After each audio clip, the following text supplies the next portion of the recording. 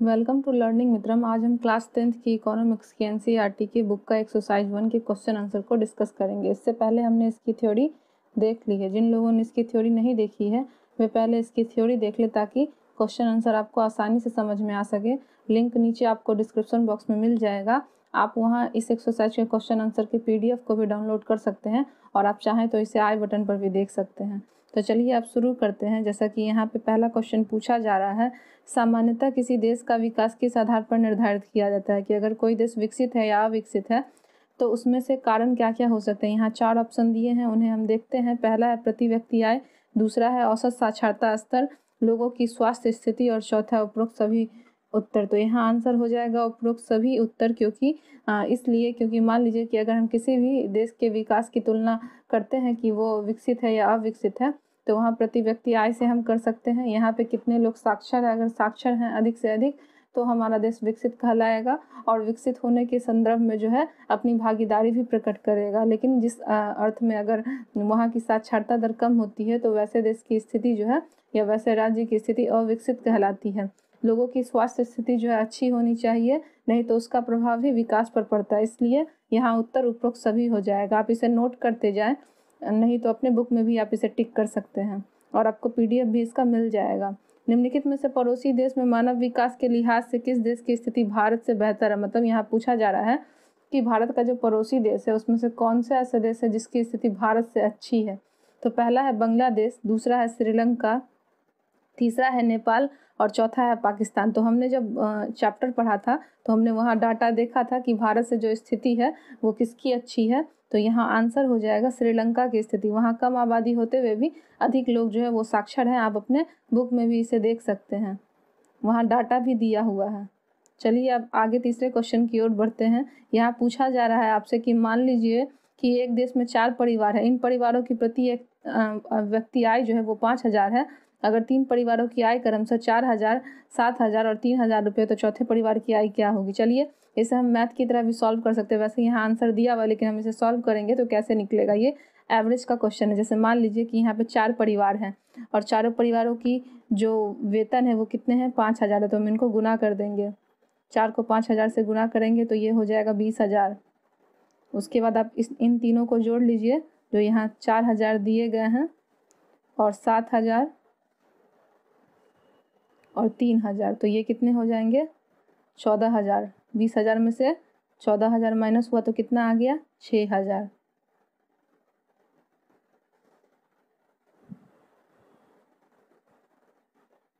चलिए आप ऐसे भी करके इसका आंसर जो है वो निकाल सकते हैं बहुत ही आसानी से। आपको ये आंसर मिल जाएगा। तो इसका आंसर क्या हो जाएगा, हमने सॉल्व कर भी देख लिया। इसका आंसर 6,000 रुपये हो जाएगा। विश्व बैंक विभिन्न वर्गों का वर्गीकरण करने के लिए प्रमुख मापदंड का प्रयोग करते हैं। इस मापदंड की अगर कोई और विधि हो तो आप उसे बता सकते हैं कि और इसकी सीमाएं क्या क्या होंगी। तो चलिए हम देखते हैं कि यहाँ पे जो विश्व बैंक के अनुसार जो है किसी भी देश को अविकसित और विकसित बनाने के लिए जो मापदंड है उनका प्रयोग किस तरह से होता है। तो विश्व बैंक विभिन्न वर्गों का वर्गीकरण करने के लिए किसी देश की आय को प्रमुख मापदंड मानता है। मतलब हम किसी देश की आय से क्या कर सकते हैं, किसी देश के विकसित होने और विकसित होने का पता कर सकते हैं। जिन देशों की आय अधिक है उन्हें अधिक विकसित समझा जा सकता है और जिन देशों की कम आय है उनको कम विकसित माना जाता है। ऐसा माना जाता है कि अधिक आय का अर्थ है इंसान की ज़रूरत की सभी चीज़ें प्रचुर मात्रा में उपलब्ध हो जाती है। जो भी लोगों को पसंद है वो उनके पास होने चाहिए, वे उन सभी चीज़ों को अधिक आय के जरिए प्राप्त कर पाएंगे। इसलिए ज़्यादा आय विभिन्न वर्गों का वर्गीकरण करने के लिए मुख्य मापदंड माना जाता है। चलिए हम इसे समझते हैं। जैसे कि यहाँ पे कहा जा रहा है कि विश्व बैंक एक आंकड़ा मानता है जिसके अनुसार वो विकसित और अविकसित देश को कैसे अलग अलग श्रेणियों में बांटता है। तो जिस भी देश की आय अधिक होती है, जिसके सभी लोगों की जो ज़रूरतें होती हैं वो पूर्ण हो जाती हैं, और उन्हें हम क्या कहेंगे, विकसित देश की श्रेणी में रखेंगे।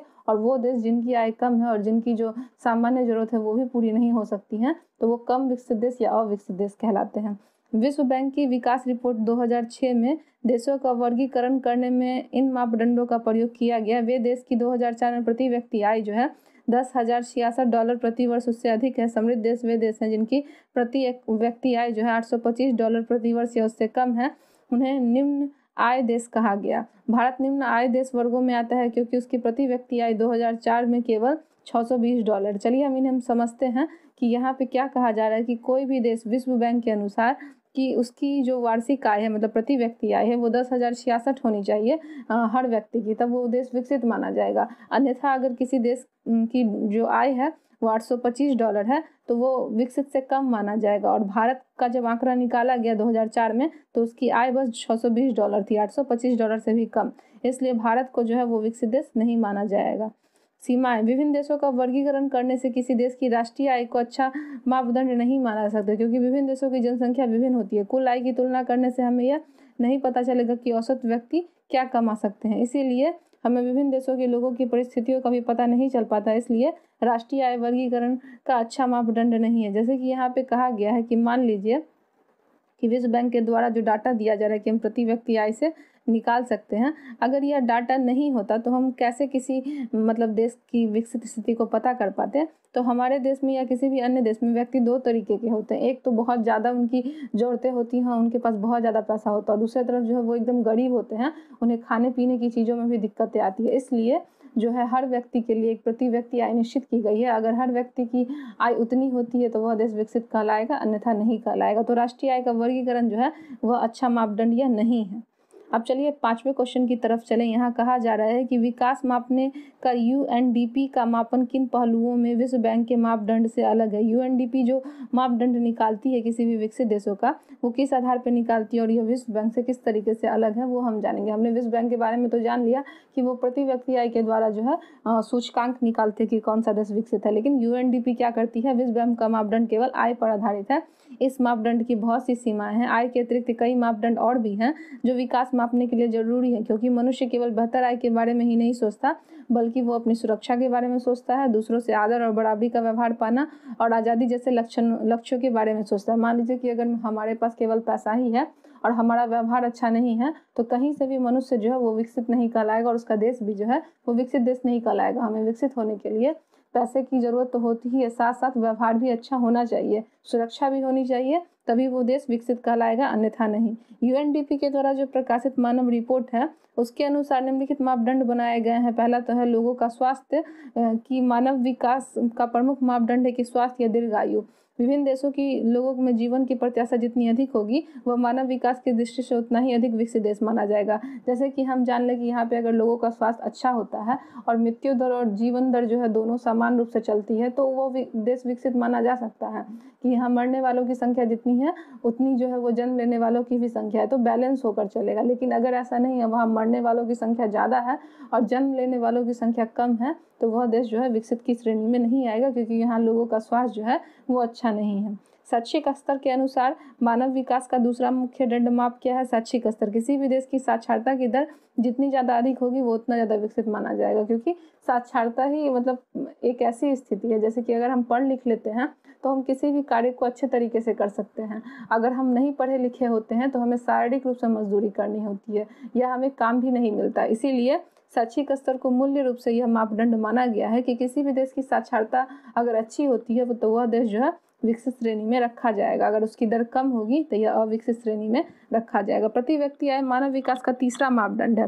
प्रति व्यक्ति आय, जिन देशों में प्रति व्यक्ति आय अधिक होगी उस देशों में लोगों का जीवन स्तर और भी अच्छा होगा। अच्छा जीवन स्तर विकास की पहचान है। जिन लोगों में प्रति व्यक्ति आय कम होगी लोगों का जीवन स्तर अच्छा नहीं होगा, ऐसे देश को विकसित देश नहीं माना सकता। कहने का अर्थ यह है कि कोई भी देश विकसित देश तब कहलाएगा जब उनकी आय अच्छी होगी। आय अगर अच्छी है तो उनकी ज़रूरत की सभी चीज़ें जो है वो प्राप्त कर सकते हैं, अपनी सुरक्षा का भी ध्यान रख सकते हैं, अपनी स्वास्थ्य का भी ध्यान रख सकते हैं। तो हमारे लिए शैक्षिक स्तर आवश्यक है, आय आवश्यक है और जो है हमने तीनों मापदंडों को देखा। लोगों का स्वास्थ्य अच्छा होना चाहिए। ये तीनों मापदंड जो है यूएनडीपी के अनुसार किसी देश को विकसित श्रेणी और अविकसित श्रेणी में रखे जा सकते हैं। कई वर्षों के अध्ययन के बाद यूएनडीपी ने विश्व के 173 देशों का मूल्यांकन किया और इन आधारों पर 53 देशों को उच्च मानव विकास की श्रेणी में स्थान दिया, 84 देशों को मध्यम विकास श्रेणी में और 26 देशों को मानव विकास के निम्न स्तर पर रखा है। जैसे कि मान लीजिए कि अगर हम अमेरिका की बात करते हैं तो वो विकसित देश की श्रेणी में आता है। उसके अलावा अगर हम भारत की बात करें, चाइना या जापान की बात करें तो वो विकासशील देश की श्रेणी में आता है। और बहुत सारे ऐसे देश हैं जैसे कि अफ्रीका वगैरह, और भी बहुत एक दो ऐसे देश हैं जैसे कि मतलब बांग्लादेश वगैरह हो गया, उन लोगों की जो स्थिति वो भी बहुत अच्छी नहीं है, मतलब वो अविकसित देश की श्रेणी में रखे जा सकते हैं। फिर हमने श्रीलंका के भी बारे में जाना कि वहाँ कम लोग हैं, लेकिन वहाँ की स्थिति जो है काफ़ी ज़्यादा अच्छी है, क्योंकि वहाँ पे साक्षरता दर और बेरोजगारी क्या है, काफ़ी ज़्यादा कम है। चलिए हम छठे क्वेश्चन की ओर बढ़े। उदाहरण देकर हम औसतों का प्रयोग क्यों करते हैं और इनके प्रयोग करने की कोई सीमाएं हैं, विकास से जुड़े अपने उदाहरण देकर स्पष्ट कीजिए। औसत का प्रयोग किसी भी विषय या क्षेत्र अनुमान विभिन्न स्तरों पर लगाने के लिए किया जाता है। जैसे कि औसत यानी कि एवरेज के अगर बारे में हम जाने, तो हमने एक क्वेश्चन अभी देखा ऊपर की तरफ जो जिसमें कि आय निकाला जा रहा था, वो हमने एवरेज के ही जरिए क्वेश्चन निकाल लिया, क्वेश्चन नंबर 3। तो इसी तरीके से हमें औसत की आवश्यकता होती है, क्योंकि औसत के बिना जो है हम किसी भी देश का विकसित तौर पर अनुमान नहीं लगा सकते। इसलिए हम औसत की अनुमान के आधार पर जो है विकसित और अविकसित देशों की श्रेणी का पता लगा। जैसे किसी भी देश के सभी लोग अलग अलग आय प्राप्त करते हैं, किंतु देश के विकास के स्तर को जानने के लिए प्रति एक व्यक्ति आय निकाली जाती है, यही औसत कहलाती है, जो औसत के माध्यम से ही निकाली जाती है। इससे हम एक देश के विकास के स्तर का पता चलता है, किंतु औसत का प्रयोग करने में कितनी समस्याएं आती है। औसत से किसी भी चीज़ का सही अनुमान नहीं लगाया जा सकता है, इसमें असमानताएं छिप जाती हैं। उदाहरण, किसी भी देश में रहने वाले 4 परिवारों में से 3 परिवार जो है 500-500 रुपये कमाते हैं और एक परिवार के लोग जो है 48,000 रुपये कमा रहे हैं, जबकि दूसरे देशों में भी सभी परिवार 9,000 और 10,000 के बीच में कमाते हैं। दोनों देशों की औसत आय समान है, किंतु एक देश में आर्थिक असमानता बहुत ही ज़्यादा है, जबकि दूसरे देश में सभी आर्थिक रूप से समान स्तर। इस प्रकार औसत तुलना के लिए उपयोगी है, किंतु इससे असमानताएं छिप जाती है। इससे यह नहीं पता चलता है कि आय लोगों में किस तरीके से वितरित है। जैसे कि यहाँ पे कहा जा रहा है कि औसत आय का प्रयोग हम करते हैं ताकि हम किसी भी देश की विकसित और अविकसित स्थिति को जाने, लेकिन हमने यहाँ 2 देशों का एग्जाम्पल देखा कि किसी भी देश में रहने वाले 4 परिवार, जिसमें 3 परिवार 500-500 कमाते हैं, एक परिवार 48,000 कमाता है और दूसरा परिवार जो है 9 से 10,000 कमाता है। तो तीनों परिवार की आयों में अंतर है। अगर इन देशों मतलब इनको एक श्रेणी में रखा जाए तो इनकी औसत आय समान हो जाएगी। इससे हम यह तो अंदाज़ा लगा लेंगे कि उस देश की प्रति व्यक्ति आय कितनी है, लेकिन यह अंदाज़ा नहीं लगा सकेंगे कि वहाँ पे कितने लोग अमीर हैं और कितने लोग गरीब हैं। तो हमें औसत आय की तुलना जो है वो आवश्यक होती है करने के लिए, किसी भी देश की विकसित श्रेणी निकालने के लिए। तो आगे बढ़ते हैं और 7वें क्वेश्चन पे देखते हैं कि प्रति व्यक्ति आय कम होने पर भी केरल का मानव विकास क्रमांक पंजाब से ऊंचा है, इसलिए प्रति व्यक्ति आय एक उपयोगी मापदंड बिल्कुल नहीं है और राज्यों की तुलना के लिए इसका उपयोग नहीं करना चाहिए। क्या आप इससे सहमत हैं? चर्चा करें। यदि व्यक्तिगत आकांक्षाओं और लक्ष्यों को देखा जाए तो हम पाते हैं कि केवल बेहतर आय के विषय में ही नहीं सोचते, बल्कि अपनी सुरक्षा, दूसरों और आदर, बराबरी का व्यवहार, आज़ादी इत्यादि अन्य लक्ष्यों के बारे में सोचते हैं। इसी प्रकार जब हम किसी भी देश के विकास के बारे में सोचते हैं तो औसत आय के अलावा जो है अन्य लक्षणों को भी देखते हैं। चलिए हम इसे समझते हैं। जैसे कि क्वेश्चन में कहा गया है कि प्रति व्यक्ति आय कम होने पर केरल का मानव विकास क्रमांक जो है पंजाब से ऊंचा है, क्योंकि यहाँ पे पढ़े लिखे लोग हैं अधिक, लेकिन कुछ बेरोजगार भी हैं। जैसे मान लीजिए कि अगर हम पढ़ लिख लेते हैं फिर भी हमें किसी भी तरीके की कोई नौकरी नहीं मिलती है। जिस प्रकार हमारा स्तर है, जिस प्रकार हमने पढ़ाई की है, तो वैसी पढ़ाई धड़ी रह जाती है और साक्षरता भी जो है हमारे लिए काम नहीं आती है। तो साक्षरता के साथ होना आवश्यक है कि हमें काम भी मिल सके, यहाँ बेरोजगारी कम हो सके। तो इसीलिए यह बात हम कह सकते हैं कि केवल आय जरूरत नहीं स्थान रखती है, उसके लिए आय के साथ साथ हमें आज़ादी भी चाहिए, हमारे व्यवहार भी अच्छे होने चाहिए, अपनी सुरक्षा भी होनी चाहिए। तभी जो है किसी देश का हम वास्तविक आय या सुरक्षा के आधार पर जो है उसकी विकसित श्रेणी निकाल सकते हैं। और यह जो तुलना की जाती है अन्य राज्यों के लिए, यह सही हो सकती है, लेकिन उसके साथ साथ इन चीज़ों का होना आवश्यक है। सुरक्षा, आज़ादी और आय, ये तीनों चीज़ें होनी चाहिए, तभी हम किसी भी राज्य के विकसित और अविकसित श्रेणियों के बारे में पता कर सकते हैं। चयनित राज्यों की प्रति व्यक्ति आय, देखिए आप यहाँ 3 चीज़ें दी गई हैं। जैसे कि पंजाब की जो मतलब आय है लोगों की वो 26,000 है, केरल की 22,800 है और बिहार की 5700 है, बहुत ही कम है। बिहार की स्थिति वैसे भी पिछड़ी हुई है। यह 2002 और 2003 का आंकड़ा है, जो कि यह दर्शाता है कि पंजाब में जो है लोगों में बेरोजगार की स्थिति जो है वो कम है, और मतलब जो काम करने वाले लोग हैं उनकी स्थिति क्या है, काफ़ी ज़्यादा अच्छी है। केरल में पढ़े लिखे होने के लोगों के बावजूद भी पंजाब की स्थिति से केरल की स्थिति उतनी अच्छी नहीं है। यहाँ पे बेरोजगार लोग अधिक हैं और बिहार की स्थिति अत्यंत ही दयनीय है, क्योंकि यहाँ पे न तो साक्षर लोग हैं और न ही यहाँ पे जो है किसी भी तरीके का बहुत अच्छा कार्य लोगों को दिया जा रहा है करने के लिए। इसलिए यहाँ पे बेरोजगारी भी व्याप्त है और साक्षरता में काफ़ी ज़्यादा कमी भी है। हमने तीनों डाटाओं को देखा और डाटा से समझ लिया कि हम इसके आधार पर चलिए एक और डाटा देखते हैं कि पंजाब, केरल और बिहार के कुछ तुलनात्मक आंकड़े। जैसे कि पंजाब में यहाँ पे दिया हुआ है कि 49 मृत्यु दर होती है और 70 साक्षरता दर है, और जो है कक्षा 1 से 5 तक निवल उपस्थिति, मतलब जो 1 से 5 तक बच्चे होते हैं वो 81% जाते हैं विद्यालय। केरल में 11% जो है वो शिशु मृत्यु दर है और पढ़े लिखे लोग जो है 91 हैं, और जो कक्षा 1 से 5 तक बच्चे जाते हैं वो स्कूल, उनकी भी संख्या 91 है। बिहार की स्थिति से शिशु मृत्यु दर में काफ़ी ज़्यादा अधिक है। यहाँ साक्षरता दर दोनों देशों से काफ़ी ज़्यादा कम है, और यहाँ के बच्चे जो है वो 1 से 5 तक में भी काफ़ी कम जाते हैं। 8 के बाद जो है यहाँ बच्चे पढ़ना नहीं पसंद करते, क्योंकि यहाँ पे साक्षरता की काफ़ी ज़्यादा कमी है। वहाँ जो है आसपास के बच्चे जो है इलाकों में नहीं पढ़ते हैं, इस कारण जो है बिहार की स्थिति बाकी 3 जो शहर हैं उनसे अलग है और काफ़ी ज़्यादा नीचे है। इस तालिका में जो शिशु मृत्यु दर दी गई है, किसी वर्ष में पैदा हुए 1000 जीवित बच्चों में से 1 वर्ष की आयु से पहले मर जाने वाले बच्चों का अनुपात दिखाती है। साक्षरता दर क्या दिखाती है कि 7 वर्ष या उससे अधिक वाले लोगों में साक्षर जनसंख्या का अनुपात क्या है। निवल उपस्थिति यह दर्शाती है कि 6 से 10 की आयु के स्कूल वाले बच्चों का उस आयु वर्ग में बच्चों के साथ कितना, जैसे कि हमने डाटा के अनुसार ही जान लिया कि शिशु मृत्यु दर क्या है, साक्षरता दर पढ़े लिखे लोग, और निवल उपस्थिति जहाँ बच्चे स्कूल 6 से 10 वर्ष की उम्र में कितना जाता है। तालिका 1.1 में दिए गए आंकड़ों के अनुसार पंजाब की प्रति व्यक्ति आय केरल और बिहार से ज़्यादा है। इस प्रकार यदि आय को विकास मापदंड माना जाए तो तीनों राज्यों में पंजाब सबसे अधिक और बिहार सबसे कम विकसित माना जाएगा। यदि 1.2 में दिए गए आंकड़े से हम पाते तो केरल में शिशु मृत्यु दर पंजाब से बहुत कम है, लेकिन पंजाब में प्रति व्यक्ति आय बहुत अधिक है।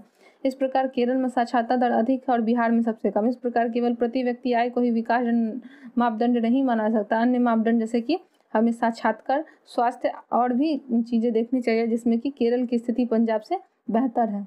केवल आय से ही हमें मतलब नहीं है, हमें साक्षरता, स्वास्थ्य और आय तीनों को देखना चाहिए। 8वां क्वेश्चन है, भारत के लोगों द्वारा ऊर्जा के किन स्रोतों का उपयोग किया जाता है? अब से 50 वर्ष के पश्चात क्या संभावनाएं हो सकती हैं? भारत के लोगों के द्वारा इस्तेमाल किए जाने वाले ऊर्जा के वर्तमान स्रोत क्या है? कोयला। कोयले का प्रयोग ईंधन के रूप में उद्योगों में कच्चे माल के रूप में किया जाता है। वाष्प इंजन, जिसमें कोयले का प्रयोग होता है, रेल और उद्योगों में काम लिया जाता है। मतलब कोयले का जो उपयोग है वो कहाँ कहाँ किया जाता है, तो वाष्प इंजन में किया जाता है, और उसके अलावा जो है उद्योगों में भी किया जाता है। तो कोयले का प्रयोग जो है हम लोग क्या क्या करते हैं, खाने पकाने वगैरह में भी करते हैं, भट्टियों में भी इनका काम लिया जाता है, बड़े बड़े फैक्ट्रियों में भी, और जो है रेल चलाने में भी पहले काम किया जाता था, अभी भी किया जाता है। खनिज तेल। खनिज तेल का प्रयोग जो है सड़क परिवहन, जहाज, वायुयान आदि में किया जाता है। तेल को परिष्कृत करके डीजल, मिट्टी का तेल और पेट्रोल प्राप्त किए जाते हैं। डीजल, मिट्टी का तेल और पेट्रोल के प्रयोग तो हमें मालूम ही है कि इन तीनों का प्रयोग किस किस जगहों पर किया जाता है। प्राकृतिक गैस का भी अब शक्ति के साधन के रूप में प्रयोग किया जाने लगा है। गैस को पाइपों के सहारे दूर दूर तक पहुंचाया जाता है। इससे अनेक औद्योगिक इकाइयाँ चल रही है। जैसे प्राकृतिक गैसों से हम बहुत सारी चीज़ों का उपयोग करते हैं, फैक्ट्रियों में होता है, खाना बनाने जैसे ईंधनों में भी इसका प्रयोग किया जाता है। जल विद्युत, ये ऊर्जा का नवीकरणीय संसाधन है। अब तक ज्ञात सभी संसाधनों में यह सबसे सस्ता है। इसका प्रयोग घर में, दफ्तर में, औद्योगिक इकाइयों में बड़े पैमाने पर किया जाता है। जल विद्युत के बारे में हम जानते हैं, यह जल से प्राप्त होती है और यह नवीकरणीय संसाधन है जो हमें पुनः प्राप्त हो सकती है, और इसका प्रयोग जो है वो घरों, दफ्तरों और औद्योगिक इकाई, बड़े बड़े फैक्ट्रियों में किया जाता है। ऊर्जा के अन्य स्रोत क्या है? ऊर्जा के कुछ अन्य स्रोत है जिसका प्रयोग अभी भी कुछ समय पूर्व से ही किया जाने लगा है। ये स्रोत है पवन ऊर्जा, सौर ऊर्जा, बायोगैस और भूतापीय ऊर्जा। चलिए अब हम आगे की ओर बढ़ते हैं। ऊर्जा के अधिकांश परंपरागत साधन का प्रयोग लंबे समय से हो रहा है।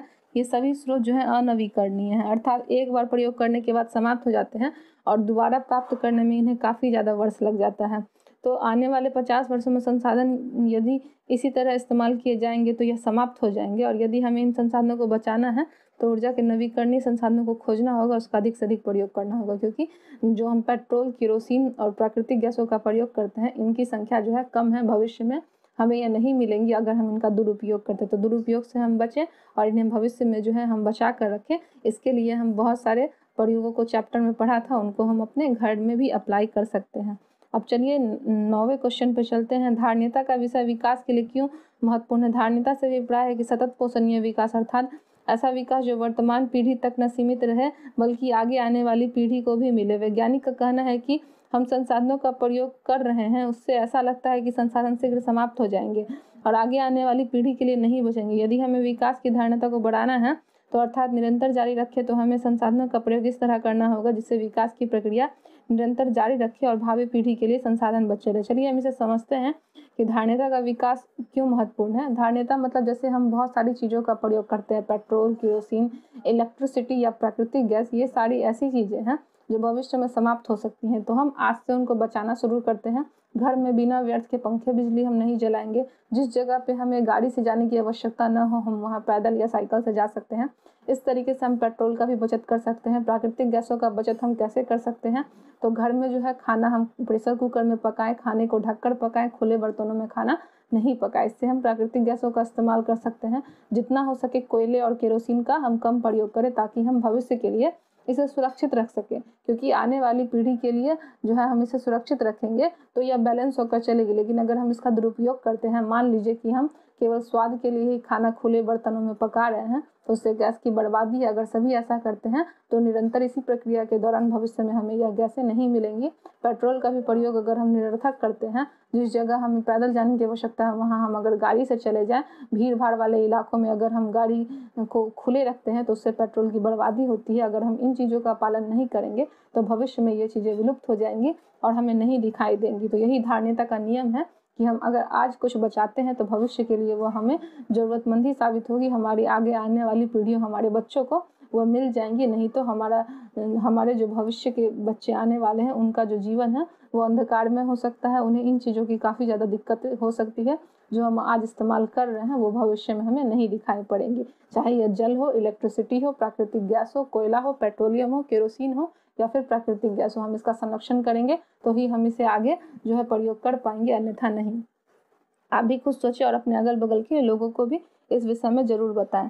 क्वेश्चन नंबर 10, धरती के पास सब लोगों की आवश्यकताओं को पूरा करने के लिए पर्याप्त संसाधन हैं, लेकिन एक भी व्यक्ति के लालच को पूरा करने के लिए पर्याप्त संसाधन नहीं है। यह कथन विकास की चर्चा में कैसे प्रासंगिक है? मतलब आप चलिए इन चीज़ों को तो हम समझते ही हैं, लेकिन इससे पहले महात्मा गांधी ने युक्ति दी थी कि हमारे पास संसाधन बहुत हैं, लेकिन वो सभी लोगों का पेट भर सकते हैं। लेकिन अगर एक का पेट बहुत ज़्यादा भरा जाए तो यह संभव नहीं है। केवल पेट भरने के लिए है, जमा करने के लिए ये चीज़ें नहीं हैं। पृथ्वी पर विभिन्न प्रकार के साधन पाए जाते हैं जिनका उपयोग मनुष्य अपनी विभिन्न आवश्यकताओं की पूर्ति के लिए करता है, और ये तभी संसाधन बन जाता है जब ये संसाधन सीमित मात्रा में उपलब्ध हो। यदि मनुष्य बुद्धिमत्ता से इन संसाधनों का प्रयोग करते हुए अपनी सभी जरूरतों को पूरा कर सकता है, इन संसाधनों का दुरुपयोग न किया जाए तो इनका प्रयोग करके विकास की प्रक्रिया को निरंतर जारी रखा जा सकता है। किंतु इन संसाधनों के प्रयोग निजी लाभ के लिए किए जाए तो हो सकता है कि एक व्यक्ति के लाभ को पूरा न कर पाए। यदि इन संसाधनों का अंधाधुंध प्रयोग किया गया तो ये समाप्त हो जाएंगे। अनवीकरणीय संसाधन जो सीमित है, जिनका प्रयोग एक बार पे वे खत्म हो जाते हैं, उनका प्रयोग सोच समझ कर करना होगा। इनका प्रयोग करते समय हमें आगे वाली पीढ़ी की आवश्यकता को ध्यान में रखना होगा। इस प्रकार उपरोक्त कथन से हम सीख सकते हैं कि प्राकृतिक संसाधनों का प्रयोग केवल आवश्यकताओं को पूरा करने के लिए किया जाए, न कि निजी स्वार्थ की पूर्ति के लिए। इससे संसाधन सिर्फ समाप्त हो जाएंगे और विकास की प्रक्रिया रुक जाएगी। चलिए अब हम इसको समझते हैं कि धरती के पास सब लोगों की आवश्यकता को पूरा प्राप्त करने के लिए साधन तो है, लेकिन जो अगर व्यक्ति इसका प्रयोग ज़्यादा करता है तो ये चीज़ें समाप्त हो जाएंगी और भविष्य में हमें नहीं मिल सकेंगी। मान लीजिए कि किसी भी घर में अगर एक मोटरसाइकिल या एक कार से काम चल जाता तो वहाँ दो रखने की आवश्यकता नहीं है। सब लोग अगर मिलजुल कर प्रयोग करेंगे तो जो है हम संसाधन को बचा सकते हैं। इसके अलावा जो भी चीज़ें होती हैं, मान लीजिए कि चाहे गैस हो, केरोसिन हो, चाहे कुछ अन्य ऐसे संसाधन या जल हो, तो हम अगर ये सारी चीज़ें अब अनवीकरणीय, मतलब आपको आगे आने वाले भविष्य में नहीं मिलेंगी। जैसे कि इलेक्ट्रिसिटी का प्रयोग जो है हम सेव कर करें, जिस जगह पे नहीं इसका प्रयोग हो वहाँ हम इसे बंद कर दें। पंखे को खुले या बल्ब को जले हम नहीं रख सकते हैं। जब प्रयोग हो जाने पे हम स्विच को ऑफ कर देंगे तो हम बिजली को बचा सकते हैं। गैस के बारे में तो बता ही दिया गया कि हम गैस को कैसे बचत कर सकते हैं। तो हम प्रेशर कुकर का अधिक प्रयोग करें, जिससे हम गैस की बचत जो है वो काफ़ी ज़्यादा कर सकते हैं। घरों में खाना जो है वो ढककर पकाना चाहिए, खुले में नहीं पकाना चाहिए, इससे गैस की व्यर्थ में बर्बादी होती है। पेट्रोल का प्रयोग जो है वो हम गाड़ियों में करते भले ही हैं, लेकिन ऐसे स्थान पर करते हैं जहाँ पे हमें पैदल जाने की आवश्यकता होती है, वहाँ हम गाड़ी का प्रयोग ना करें, गाड़ी के प्रयोग से बचें। तभी हम क्या कर सकते हैं, अपनी भविष्य के लिए इन चीज़ों को निरंतर जारी रख सकते हैं और इनको साधन भी बनाए रख सकते हैं।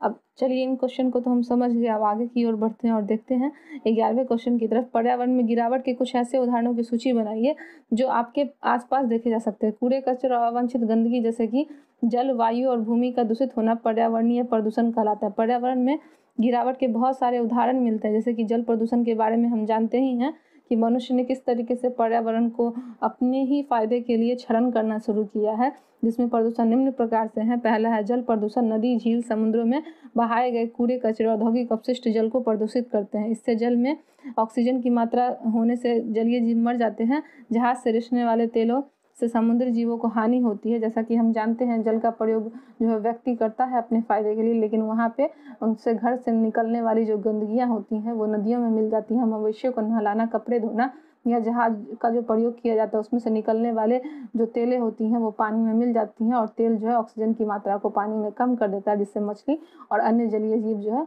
वो मर जाते हैं। और जल के प्रदूषित होने के कारण जो है ये मानव सभ्यता को ही नुकसान पहुँचा रहा है। वायु प्रदूषण। कारखानों से धुएं, मोटर वाहनों के लिए धुएं वायु को प्रदूषित करते हैं। इसके लिए मानव स्वास्थ्य और वन्य जीवन दोनों को हानि होती है। वायु प्रदूषण आज एक मुख्य कारण है। आप दिल्ली की स्थिति देख लीजिए कि वो कितनी खराब है कि वहाँ वायु प्रदूषण का काफ़ी ज़्यादा आपको एग्जाम्पल देखने को मिलेगा। वहाँ पे बहुत ज़्यादा मोटा कोहरा बना हुआ है वायु प्रदूषण के कारण, जिसका उदाहरण है कि बड़े बड़े जो फैक्ट्री हैं और वहाँ नित्य प्रतिदिन होने वाले चलने वाली गाड़ियों से निकलने वाले जो जहरीले धुएं हैं वो वातावरण में मिल जाता है, जिस कारण लोगों को सांस लेने में भी तकलीफ होती है। तो फैक्ट्रियों से निकलने वाले धुएं और वाहनों से निकलने वाले धुओं के कारण जो है आज वायु काफ़ी ज़्यादा प्रदूषित हो चुकी है, जहाँ हम सांस भी नहीं ले सकते। भूमि प्रदूषण। भूमि पर कारखानों या घरों या अन्य स्रोतों द्वारा कूड़ा कचरा आदि फेंकने से पर्यावरणीय समस्याएं उत्पन्न हो जाती हैं। कृषि के क्षेत्रों में अधिक उर्वरकों का प्रयोग करने से भूमि की उपजाऊ शक्ति कम हो जाती है। ये उर्वरक भूमि को प्रदूषित करते हैं। जैसे कि हम जानते हैं कि भूमि प्रदूषण आज मुख्य रूप से मनुष्यों के कारण ही हुई है। भूमि पर वे क्या करते हैं, कारखाने बना देते हैं और बहुत तरीके के केमिकल जो है वो भूमि पर ही फेंक देते हैं। लोग अपने घरों से निकलने वाले कचरे भी भूमि पर फेंकते हैं और कृषि क्षेत्र पर अधिक से अधिक केमिकल का प्रयोग करते हैं, जिस कारण जो है भूमि काफ़ी ज़्यादा प्रदूषित हो गई है। अधिक रासायनिक उर्वरकों का प्रयोग से भी भूमि जो है वो क्षरण हो जाती है। बढ़ती हुई जनसंख्या के कारण जो है संसाधन का आज बहुत दुरुपयोग किया जा रहा है। अधिक मात्रा में पेड़ जो है वो काटे जा रहे हैं, जिस कारण पर्यावरण की स्थिति अत्यंत बिगड़ती जा रही है। इसकी गिरावट बहुत तेजी से हो रही है। इसके बहुत सारे उदाहरण हमने देख लिए हैं और अपने आसपास भी देख सकते हैं। तालिका 1.6 में प्रत्येक मत के लिए ज्ञात कीजिए कि कौन सा देश सबसे ऊपर है और कौन सा देश सबसे नीचे। जैसे कि यहाँ पे दिया गया है कुछ देशों के नाम। प्रति व्यक्ति आय, जन्म के समय संभावित आयु, साक्षरता दर, वर्ष की जनसंख्या, 3 स्तरों के लिए सकल नामांकन अनुपात और विषय में मानव सूचकांक। जैसे कि यहाँ पे श्रीलंका की स्थिति दी गई है 4390, जन्म जो है वो 74 है, साक्षरता दर 91 है और 3 स्तरों के लिए जो नामांकन अनुपात है वो 69 है और विश्व में मानव सूचकांक में स्थान 93 है। भारत का स्थान जो है वो प्रति व्यक्ति आय में 3139 है, जन्म जो है वो 64 है और साक्षरता दर जो है वो 61 है और 3 स्तरों के लिए नामांकन जो है 60 है और विश्व में सूचकांक जो है 126 पे। म्यांमार की स्थिति 1027 है, जन्म के समय इनकी स्थिति 61 और साक्षरता दर 90, 3 स्तरों में इनकी संख्या 48 है और विश्व में मानव सूचकांक जो है वो 130 है। आगे भी कुछ देश दिए गए हैं। पाकिस्तान की स्थिति 2225 है, इनकी जो है जन्म दर जो है 63 है, साक्षरता जो है वो 50 है और 3 स्तरों को मिलाकर 35 और विश्व में इनकी रैंक जो है वो 134 है। नेपाल की स्थिति 1490 है, यहाँ पे जो है जन्म दर 62 है, साक्षरता दर 50 है और जो तीनों स्तरों को मिला के 61 है और मानव सूचकांक में इनकी स्थिति 138 है। बांग्लादेश की स्थिति 1870 है और जो है जन्म दर वो 63 है और साक्षरता दर 41 है, तीनों को मिला के 63 है और मानव विकास सूचकांक में इनकी स्थिति जो है वो 137 है। अब चलिए इनको हम समझते हैं कि HDI का अर्थ होता है मानव विकास सूचकांक। ऊपर दी गई तालिका में HDI सूचकांक का क्रमांक कुल 177 देशों में से है। जन्म के समय संभावित आयु, जैसा कि नाम से स्पष्ट है, व्यक्ति के जन्म और उनकी आयु की संभावना को दर्शाती है। तीनों स्तरों के लिए सकल नामांकन अनुपात है। स्कूल, माध्यमिक स्कूल और उच्च शिक्षा में नामांकन का कुल उपयोग। प्रति व्यक्ति आय की गणना सभी देशों के लिए डॉलर में की जाती है ताकि उसकी तुलना की जा सके। यह इसी तरीके से भी की जाती है। $1 किसी भी देश में समान मात्रा में वस्तुएं और सेवाएं खरीद सकता है। जो यहाँ पे तालिका दी गई है 1.6 विभिन्न मापदंडों के आधार पर दुनिया के विभिन्न देशों में अलग अलग की श्रेणियाँ बटी हुई हैं और इसमें प्रति व्यक्ति आय, संभावित आय और साक्षरता दर, नामांकन अनुपात और मानव विकास सूचकांक क्रमांक का मापदंड बनाया गया है। प्रति व्यक्ति आय के आधार पर श्रीलंका सबसे ऊपर है और म्यांमार सबसे नीचे है। जन्म के समय संभावित आयु के आधार पर श्रीलंका सबसे ऊपर है, म्यांमार सबसे नीचे। साक्षरता दर के क्षेत्र में श्रीलंका सबसे ऊपर है, बांग्लादेश सबसे नीचे। सकल नामांकन अनुपात के आधार पर श्रीलंका सबसे ऊपर है और पाकिस्तान सबसे नीचे। मानव विकास सूचकांक के क्रमांक में श्रीलंका का स्थान विश्व में 93 है, जो कि इस तालिका में नीचे दिए गए सभी देशों से ऊपर है। और नेपाल 138वां स्थान लेकर सबसे नीचे है। नीचे दी गई तालिका में हमने ऊपर समझ लिया डाटा के अनुसार कि किस देश की स्थिति कैसी है, और जो है साक्षरता की स्थिति में, आय की स्थिति में, और जो है जन्म दर में वो श्रीलंका की स्थिति क्या है। नीचे दी गई तालिका में अल्प पोषित वयस्कों का अनुपात दिखाया गया है। यह 2001 में देश के विभिन्न राज्यों के आधार पर एक सर्वेक्षण पर आधारित है। तालिका का अध्ययन करके निम्नलिखित प्रश्नों के उत्तर दीजिए। जैसे कि यहाँ पे केरल में जो है पुरुष 22 और महिलाएं 19 है। कर्नाटक में पुरुष 36 हैं और महिला 38 है। मध्य प्रदेश में पुरुष 43 है और महिला जो है वो 42 है। चलिए, हमने केरल, कर्नाटक और मध्य प्रदेश के बारे में जाना कि यहाँ पे पुरुष और महिलाओं की स्थिति जो है वो कैसी है। कर्नाटक की स्थिति में पुरुषों की संख्या 36 और महिलाओं की 38 है। मध्य प्रदेश में 43 पुरुषों की संख्या और महिलाओं की संख्या 42 है। सभी राज्यों में 37 पुरुषों की और जो महिलाओं की संख्या है वो 36 है। हमने देखा कि महिलाओं की स्थिति सभी जगहों पर केरल, कर्नाटक, मध्य प्रदेश में कम है, लेकिन वहीं हमने क्या देखा कि कर्नाटक की स्थिति में महिलाओं की संख्या जो है वो काफ़ी ज़्यादा अच्छी है। केरल और मध्य प्रदेश के लोगों में पोषण के स्तरों की तुलना कीजिए और उपरोक्त आंकड़े जो दिए गए हैं केरल और मध्य प्रदेश के लोगों में पोषण के स्तर को दर्शाते हैं कि उनके अनुसार केरल में मात्र 22% पुरुष और 19% महिलाएं अल्प पोषित हैं, जबकि मध्य प्रदेश में 43% पुरुष और 42% महिलाएं जो है वो अल्प पोषित है। इसका अर्थ है कि मध्य प्रदेश में अधिक लोग अल्प पोषित है, क्योंकि यहाँ पे महिलाओं की संख्या जो है वो पुरुषों के मुकाबले कम है। यहाँ पे शिक्षित जो है वो महिलाएं कम है। यहाँ पे बहुत सारी ऐसी स्थिति है जिसके कारण महिलाएं काफ़ी ज़्यादा पीछे हैं। क्या आप अंदाज़ा लगा सकते हैं कि देश के लगभग 40% लोग अल्प पोषित क्यों हैं? यद्यपि यह तर्क दिया जाता है कि देश में पर्याप्त खाद्य पदार्थ है, इसे आप अपने शब्दों में बताएं। देश में पर्याप्त अनाज होने के बावजूद भी देश के 40% लोग अल्प पोषित हैं। क्या आप भी 40% लोगों को गरीबी रेखा से नीचे हैं? ये व्यक्ति इतना भी नहीं कमा पाते कि अपने लिए 2 समय के खाने को प्राप्त कर सकें, इसलिए देश में अनाज जो है वो गरीबी रेखा से नीचे है। ये व्यक्ति नहीं कमा पाने के कारण अपने 2 वक्त का भी खाना नहीं प्राप्त कर सकते हैं, इसलिए में देश में जो अनाज उपलब्ध है भी तो वहाँ पे अल्प पोषित और गरीब लोग जो हैं वो अनाज नहीं खरीद पाते हैं। चलिए, हम इनको समझते हैं। हम जानते ही हैं कि भारत में जो है गरीबों की स्थिति काफ़ी ज़्यादा अधिक है, जिसमें कि 40% लोगों के पास ना तो पढ़ने लिखने का साधन है और न ही उन्हें समझने का साधन, और इनकी जो जनसंख्या है वो गरीबी की ही तरफ है। यहाँ पे जो 40% लोग हैं वो साक्षर भी नहीं है, नहीं इन्हें किसी भी तरीके की अच्छी तरह जानकारी प्राप्त है। तो हमने समझ लिया कि भारत में जो है 40% लोग जो है वो अल्प पोषित की श्रेणी में आते हैं। अब इस वीडियो को एंड करते हैं। अगर आपको यह वीडियो अच्छा लगा हो तो इसे लाइक ज़रूर करें, कमेंट करें, सब्सक्राइब करें और बेल आइकन दबाकर नोटिफिकेशन ऑन कर लें, और इसे अपने दोस्तों में भी अधिक से अधिक शेयर